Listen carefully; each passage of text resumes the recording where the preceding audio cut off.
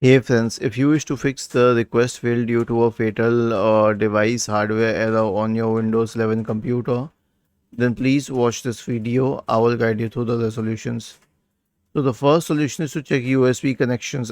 Check whether the USB cables are connected in the correct manner to the USB slots, and if not, then try changing the USB slots.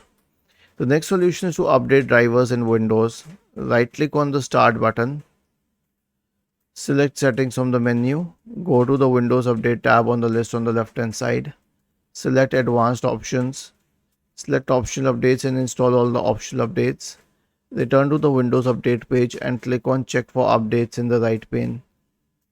The last solution is a check disk scan. So search for command prompt in the Windows search bar and click on Run as Administrator.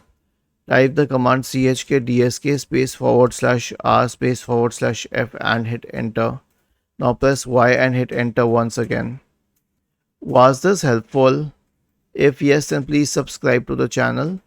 If not, then let us know in the comment section of the video on how we could help you further. Thank you for watching this video and have a nice day.